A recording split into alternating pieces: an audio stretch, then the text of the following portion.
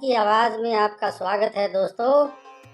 जैसा कि आप जानते हैं G20 की एक मीटिंग कश्मीर में भी होनी है। इसी पे पाकिस्तान में रोना पीटना मचा हुआ है और कश्मीर में पाकिस्तान ने अपनी एक्टिविटी को बढ़ा दिया है। इस पे अमजद अयूब मिर्ज़ा का क्या एनालिसिस है ये भी हम देखेंगे और कैसे JKLF के गुर्गे को कश्मीरी लड़की ने जवाब दिया कि वो बिल्कुल चुप हो गया, लाजवाब हो गया। अगर वीडियो पसंद आए तो लाइक करें, सब्सक्राइब करें और उसके बाद जो मर्जी करें। Thank you for watching. जय हिंद।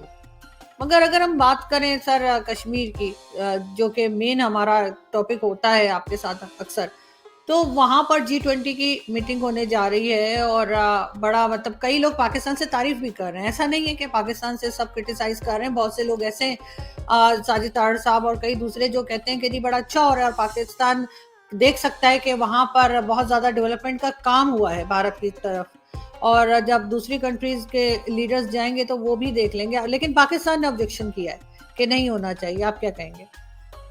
G20 जो मीटिंग हो रही है, मैं समझता हूँ इंडिया ने भी ये बहुत बड़ा एक चैलेंज है उनके लिए कि श्रीनगर और जम्मू और लद्दाख में G20 के इजलास जो है वो पुरअमन तरीके से गुजर जाए, क्योंकि पाकिस्तान तो कोई जो है वो ऐसा मौका नहीं छोड़ रहा कि G20 के सेशंस के दौरान वहाँ पे कोई दहशतगर्दी हो। इसका रोज वो ड्रोन भेज रहे हैं और इंडिया वाले वहाँ सिक्योरिटी वाले मार गिरा रहे हैं। अभी पीछे 3 दिन पहले इन्होंने ड्रोन भेजा था और उसमें 131 राउंड जो है AK-47 के और 5 मैगजीनें और 5 स्लिंग्स जो होती हैं वो, और 2 लाख भारतीय करेंसी, और उसके अलावा एक पैकेट आलमंड ड्रग्स का वो पकड़े उन्होंने वहाँ। तो इसके अलावा पूरे POJK में इस वक्त जो है वो मजहबी जुनूनियत को दोबारा से हवा दी जा रही है। 30 तारीख को हटिया बाला में जेलम वैली में जो है वो तहफ़्फ़ुज़ तहरीक ख़त्म नबूवत कॉन्फ्रेंस की का ऐलान है। उसमें ये सऊदी अरब से जो मस्जिद नबी है उसके एक मोहल्लम है उनको बुला रहे हैं। मुज़फ़्फ़राबाद से हटिया बाला तक जो है वो बिल बोर्ड्स और बैनर्स लगाए जा रहे हैं। इसके अलावा पाकिस्तान आर्मी जो है उनके अफसरों का क्या काम है कि वो बॉर्डर के ऊपर जितने भी स्कूल्स हैं उनमें जाके लेक्चर्स दे रहे हैं पॉलिटिकल। फिर इन्होंने नीलम वैली में जो बॉर्डर के साथ गांव हैं उनमें जो दुकानें थी उनको बंद करना शुरू कर दिया है, उखाड़ना शुरू कर दिया है। वो इलाका सिविलियन से खाली करा रहे हैं। भी क्यों करा रहे हैं? तो बहुत सारी चीजें हैं। कल भी मस्जिद अक्सा के हवाले से जुलूस मुजफ्फराबाद में जो निकला है उसमें इजराइल के खिलाफ तो कोई नारा नहीं लगा, अलबत्ता हिंदुस्तान के खिलाफ खूब नारे लगवाए गए। तो ये सारी सूरत हाल जो है ये काफी डेंजरस मुझे लग रही है।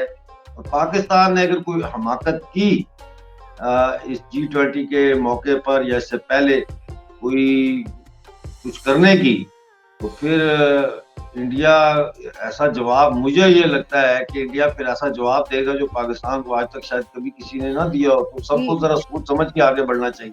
और G20 जो है वो कश्मीर में ऑर्गेनाइज करवा के आप लोग दुनिया को यानी कि किस पिक्चर में कश्मीर को दिखा रहे हैं। और यहाँ पर ये समझा जाता है कि वहाँ पर बहुत ज़्यादा तशद्दुद हो रहा है, टारगेट किलिंग हो रही है। तो आप इस बारे में क्या कहना चाहेंगे कि G20 जो है वहाँ पर ऑर्गेनाइज होगा और वर्ल्ड लीडर्स उधर आएंगे, इस बारे में आपकी क्या राय है? देखिए, पहली बात तो मैं आपको बार बार बोलना चाहूंगी कि जरूरी नहीं कि पाकिस्तान में जो चर्चा शाही हो, जैसा कि वहां पे प्रोपेगेंडेज चलते रहते हैं, तो इस चीज से एक कश्मीरी को कोई भी फर्क नहीं पड़ता है और दुनिया में जितने भी नेशंस हैं उनको कोई भी फर्क नहीं पड़ता है। बिकॉज ये सरासर मनगढ़ंत कहानियां है, ये सरासर झूठ है, मक्कारी है, जो पाकिस्तान पिछले 75 सालों से जो कश्मीर के नाम पे चलाता आ रहा है। जमात का मैं रिप्रेजेंटेटिव हूँ यहाँ पर जम्मू कश्मीर लिबरेशन फ्रंट का। हमारी जमात ने लाखों लोगों की कुर्बानियां दी हैं और हम, आप क्या समझती हैं कि हम ऐसी कुर्बानियों को रायगा जाने देंगे? कतन सवाल ही नहीं पैदा होता।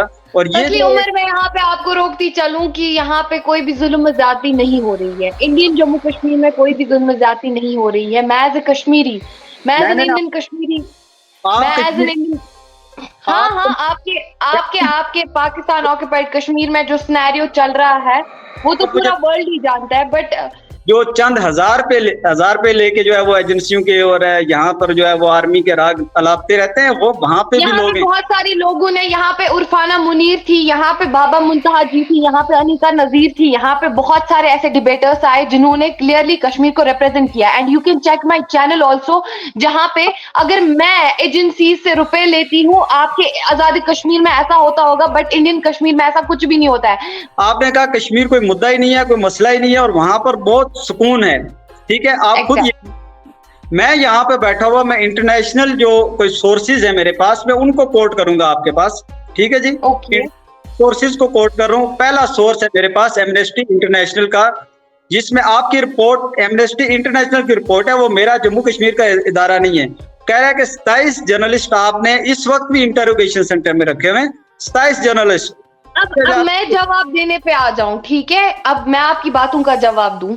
आपने बोला कि जो आपके इंटरोगेशन सेक्टर्स में जो बच्चे है, फॉर एग्जांपल जर्नलिस्ट, मैं आपको एक बात बोलूं, it is against the ethics of journalism. अगर आप अपनी कंट्री में दहशत फैलाओ, हम उनको जर्नलिस्ट नहीं बोलते, हम उनको दहशतगर्द बोलते हैं, दे आर द टेररिस्ट।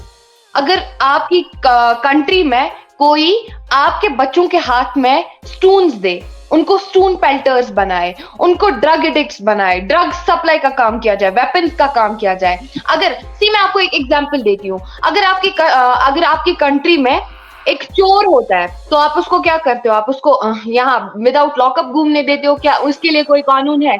या फिर कोई रेपिस्ट है? सेकेंडली, आपने बोला कि पीएसए और यूएपी किस बुनियाद पे लगते हैं, तो आपको मैं बोलना चाहूंगी, जहां जहां पे स्टोन पेंटिंग तो इंडिया में कश्मीर के सिवा तो कहीं नहीं होती थी। इवन कश्मीरियों को why Kashmiris, I will tell you the example. जब भी कश्मीरियों को अच्छा ठीक, इंटरनेशनल लेवल पे सिर्फ G20 में, मैंने आपको अभी भी बोला, 19 कंट्रीज आती है और यूरोपियन यूनियन आता है, जिसमें 85% जो है वर्ल्ड की पॉपुलेशन जो है उन्हीं कंट्रीज पे निर्भर करती है। Why India is among the G20? Why? अगर इंडिया में टेररिज्म है, अगर इंडिया में ऐसा है, अच्छा ठीक, हम लोग आजाद नहीं है ना, हम लोग आजाद नहीं है, हम लोगों को पैसे देके बुलवाया जाता है। तो why a local Kashmiri says that I am a proud Hindustani? So UAPA PSA, पहले उसके बारे में आप थोड़ी नॉलेज गेन करो, आप उसके बारे में थोड़ा सा पढ़ लो, व्हाट इज दैट। हमारे महाराजा हरि सिंह और पंडित जवाहरलाल नेहरू के दरमियान एक्सेशन साइन हुई थी, तो वहां पे क्लियरली लिखा था, तब वही इंडियन आर्मी थी जिन्होंने हमारी हेल्प की, जिन्होंने हमारी बेटियों की, हमारी माओं की, हमारी औरतों की अस्मत रेजी होने से बचाई। और वो कबाली जो है पूरे सेंट्रल कश्मीर को उस टाइम पे कवर करने वाले थे, जबकि नॉर्थ कश्मीर से आप लोगों ने उनको रूट प्रोवाइड किया था। तो यू वांट कि कश्मीर भी ऐसे ही डिस्ट्रक्ट हो? कुछ लोग आप में से यही चाहते हैं कि कश्मीर ऐसे ही डिस्ट्रक्ट हो जैसे कि इस टाइम पे पीओके डिस्ट्रक्ट हो रहा है। हम प्राइम मिनिस्टर नरेंद्र मोदी जी के उसके अंडर आना चाहते हैं, हम इंडिया के साथ जुड़ना चाहते हैं। वाई? यहाँ पे जो सब्जी 40 रुपए 20 रुपए केजी बेची जाती है, वहां पे कितनी महंगाई है। पहले आप अपनी कंट्री का तो सिनेरियो ठीक करो, फिर मुद्दा कश्मीर पे पहुंचो। Actually, I am questioning you. Where are you from? मैं जहाँ से हूँ, आप मुझे बताएं वहाँ के हालात क्या। आप कहाँ से हो ना, आप मुझे बोलो आप कहाँ से हो। बड़ी सहाफी को जिसको पुलिट्जर प्राइज, कहाँ से हो? आप कहाँ से हो? आप मुझे बोलो आप कहाँ से हो। You are from Pakistan occupied Kashmir, and मैं कहाँ से हूँ? कश्मीर से, जम्मू कश्मीर, इंडियन कश्मीर से हूँ। और मैं देख रही हूँ सिनेरियो, आपके फेक प्रोपेगेंडा से, आपके फेक पाक मीडिया से दिखाने से कुछ भी नहीं होता है।